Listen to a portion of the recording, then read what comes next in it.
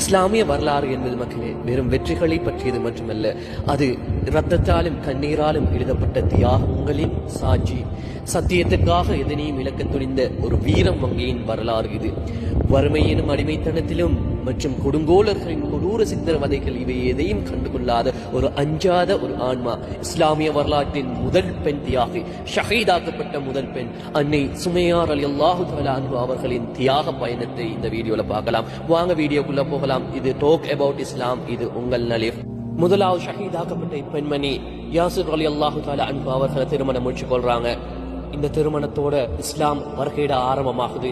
இஸ்லாம் வருகையிட ஆரம்பம் நபி அவர்கள் உன்னத தன்மை குணம் உண்மை சொல்ற நிலைமையை கண்டு இவங்க இஸ்லாத்தை ஏற்றுக்கொள்ளாங்க. மக்காவே அதிர்ந்து போகுது. செல்வாக்கு மிக்கவர்கள் மட்டுமே இஸ்லாத்தை ஏற்றிருந்த காலத்துல ஒரு சாதாரண அடிமை குடும்பம் சத்தியத்தை ஏற்றுக்கொண்டது, இஸ்லாத்தை ஏற்றுக்கொண்டது, இறைவனை ஏற்றுக்கொண்டது, நபி அவர்களை ஏற்றுக்கொண்டது என்பது குறைஷ்களின் கோபத்தை தூண்டியது.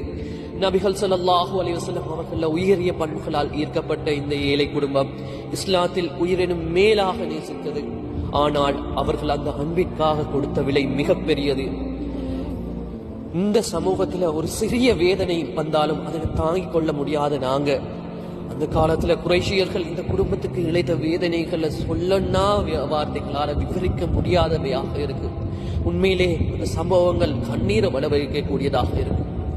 கொதிக்கும் பாலைவனம் மணல்ல அவங்கள வச்சு வாட்டினாங்க. கனமான இரும்பு கவசங்களை அணிவித்து அந்த வெயில நிக்க வச்சாங்க. அந்த வெயில நிக்கக்குள்ள அந்த இரும்பு கவசங்கள் சூடேறி அவர்களது உடல்கள், அவரது தோள்கள் அப்படியே பற்றியது.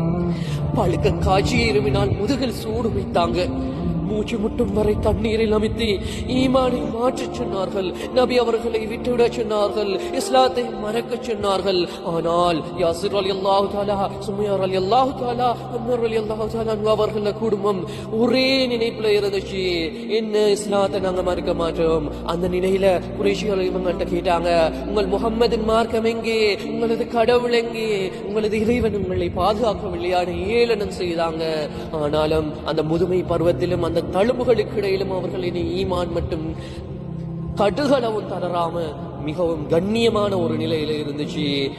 இதனை கண்டு நபிகள் நாயகம் ஸல்லல்லாஹு அலைஹி வஸல்லம் அவர்கள் இவர்கள் கொடுமைகளை கண்டு ஒரு நேரம் அந்த வலியா சொல்றாரு. அந்த வலியா சொல்லக்குள்ள நபிகள் நாயகம் ஸல்லல்லாஹு அலைஹி வஸல்லம் அவர்கள் இந்த கொடுமைகளை கண்டு கண் கலங்குறாரு. அவரே அழுகிறாரு. இந்த துயரமான தருணத்துல அவர்கள் சொன்ன வார்த்தை என்ன இன்னும் வரலாற்றுல ஒலிக்கக்கூடியதாக இருக்கிறது. யாசிர் குடும்பத்தினரே பொறுமையாக இருங்க, உங்களுக்கு சொர்க்கம் வாக்களிக்கப்பட்டு விட்டது, உங்களுக்கு சொர்க்கம் வாக்களிக்கப்பட்டு விட்டது என்று குறிப்பிடுறாங்க. இதற்கு பிறகு அந்த குடும்பத்துக்கு என்ன இவ்வளவு காலமும் அவங்க பட்ட துன்பங்களுக்கு ஒரு ஆறுதலாக இந்த வார்த்தை அமைஞ்சிச்சு. அவங்களோட வார்த்தை இந்த ஈமான் இன்னும் கூடிச்சு, இன்னும் பலமாக இருந்தது.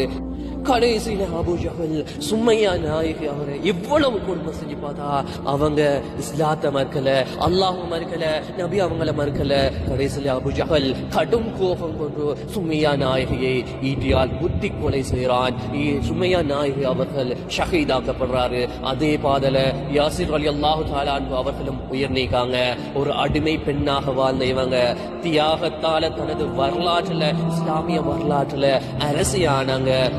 உண்மையிலே இவங்களோட வரலாறு எப்படி இருக்கின்றா ஒரு முஸ்லிம் சமூகத்துக்கு படிப்பினையாக இருந்து கொண்டிருக்கிறது என்பதிலே எவ்வித ஐயமும் இல்ல. பிற்காலத்துல பத்ர் போர் நடக்குது. பத்ர் போர்ல அபூ ஜஹல் கொல்லப்பட்ட போது அம்ர் ரலியல்லாஹு தஆலா, அதாவது சுமையா நாயகியின் மகனை கூப்பிட்டு அம்ர் ரலியல்லாஹு தஆலா அவர்களை கூப்பிட்டு, உனது தாயாரை கொண்டவன் இன்று பத்ர் போர்க்களத்தில் பழி வாங்கப்பட்டு விட்டான் என்று நபி ஸல்லல்லாஹு அலைஹி வஸல்லம் அவர்கள் கூறினாங்க. இன்னைக்கு நமக்கு சின்ன ஒரு வேதனை வருது, சின்ன ஒரு அசௌகரியம் வருது. இந்த அசௌகரியங்களையும் தாங்கிக் கொள்ள முடியாம, இந்த வேதனைகளையும் தாங்கிக் கொள்ள முடியாம, இந்த சோதனைகளையும் தாங்கிக் கொள்ள முடியாம அல்லாஹ் மறுத்து, நபி அவர்கள் மறுத்து எத்தனையோ விடயங்களை செஞ்சு கொண்டு வாரம். ஆனா இந்த குடும்பம் பட்ட வேதனைகளுக்கும் அவங்க பட்ட துன்பங்களுக்கும் என்ன விலை கொடுத்து இந்த உலகத்துல வாங்கலாம்னு கேட்டா அவ்வாறு விலை கொடுக்க முடியாத அளவு தியாகத்தை செய்த குடும்பமாக இருக்கு இந்த சுமையா நாயகியின் குடும்பம்.